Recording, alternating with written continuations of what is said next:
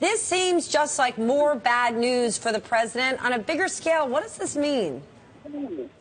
Well, Steph, I think when you look at the VA, something that the president campaigned on fixing, on correcting many of the systemic problems that were clearly apparent during the Bush administration, I think legacy-wise, this is a problem for them. I think the president and his team devoted a lot of money and a lot of at least talking points to the Veterans Affairs Administration, to the Veterans Administration, and this clearly shows that it didn't work. It's still flawed on a number of different levels, and I think both politically and I think policy-wise, this is kind of where they came up short in a major way during an otherwise pretty difficult year for them.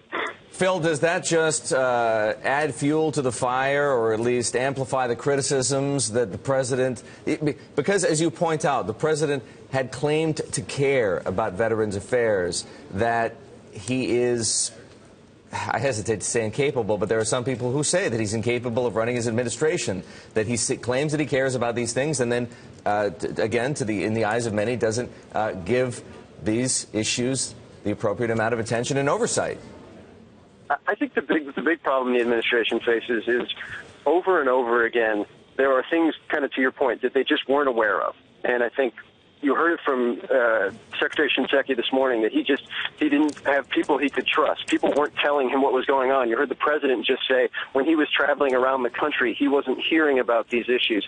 I think without question, it's a talking point used by Republicans that the president is just not in control of his own administration, that they're not aware of so many of the problems. I think one of the big, you'll see the Republican campaign committees send out cartoons of the president receiving classified briefings, and it's him reading the newspaper. Now, obviously, look, the president and his administration are deeply involved in the VA, and you heard the president list off a number of the areas where they think they've been successful with veterans.